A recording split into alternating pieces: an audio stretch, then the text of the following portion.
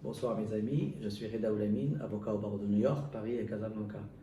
Le sujet de ce soir est l'héritage au Maroc. Un vaste sujet, sujet compliqué.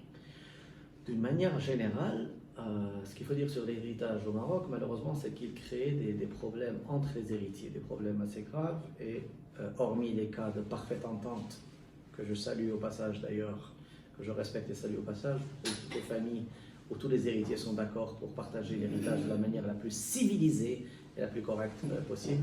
En général, ces héritages-là, ce partage d'héritage crée des problèmes assez graves. Alors, qu'est-ce qui se passe d'une manière tout à fait légale? Logiquement, quand quelqu'un décède, il laisse des héritiers. Alors, première étape, il y a lieu de faire un acte d'hérédité qui mentionne les héritiers légaux. C'est important parce que ça peut créer des problèmes. Il paraît tout simple que monsieur ou madame Intel est décédé et qu'il ait laissé 3 enfants, mais des personnes peuvent apparaître, soit maintenant, soit après, et dire « je suis également l'héritier car je suis l'enfant biologique ou je suis l'enfant de cette personne ». Donc l'acte d'hérédité sera assez précieux pour établir la descendance du défunt ou de la défunte. Donc première étape, l'acte d'hérédité. Dans un deuxième temps, il conviendra d'inscrire cet acte d'hérédité dans les administrations concernées et surtout à la conservation foncière si le défunt ou la défunte avait laissé des biens immobiliers. C'est très important parce qu'il convient de substituer les héritiers au défunt ou à la défunte. Les banques pourront faire l'objet aussi d'une notification de l'acte d'hérédité, mais c'est surtout avant tout la conservation foncière. Alors qu'est-ce qui se passe quand les héritiers sont rentrés et sont inscrits dans les livres de la conservation foncière? À ce moment-là, on passe d'une situation où il y avait un propriétaire à une situation où on a une situation, ce qu'on appelle d'indivision. On a plusieurs héritiers qui sont indivisaires, c'est-à-dire, et là ça peut créer des problèmes, c'est-à-dire que 2 ou plusieurs personnes possèdent en commun ce bien. Il n'est pas divisé, il est indivisé, il est en indivision, c'est-à-dire qu'ils le possèdent tous.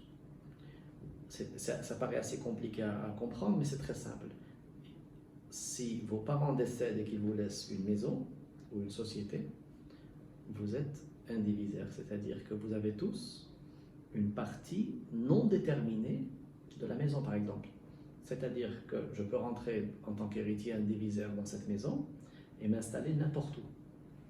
N'importe où. Je peux occuper la totalité du salon, la totalité du premier étage ou la totalité du 7e étage, comme prendre un petit coin ou prendre la totalité. Mais c'est un droit qui est donné à tous les héritiers.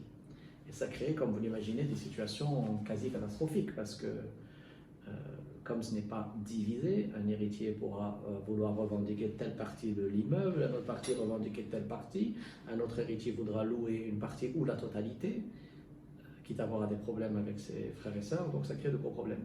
La solution dans ce cas-là est la rupture de l'indivision, donc le partage. Le partage et la rupture de la division. Comment opérer ce partage? Comment opérer cette indivision? Il y a 2 manières. Alors, soit à l'amiable, ce qui serait excellent, l'une des parties, l'un des héritiers, l'un des indivisaires vend sa part à l'autre. Donc ça, c'est la première solution, et plutôt la meilleure, à l'amiable, ou, si ce n'est pas possible par voie amiable, à ce moment-là, par voie de justice. Donc, il y a un principe du droit qui dit que nul n'est tenu de rester en indivision. Nul n'est tenu de rester en indivision. Donc, si je propose à un autre indivisaire de me vendre sa part ou de racheter la mienne, et qu'il ou elle refuse, ben nous n'allons pas rester coincés comme ça. Si nous sommes 2, 3, 5 ou 15 héritiers, nous n'allons pas rester comme ça. Si l'un d'entre nous ne veut pas racheter l'autre, à ce moment-là, la justice cassera l'indivision par un jugement et mettra ce bien aux enchères. Le problème, c'est que lors d'une vente aux enchères, à ce moment-là, tout le monde perdra probablement parce que le bien sera vendu en deçà, probablement en deçà de sa valeur. Voilà.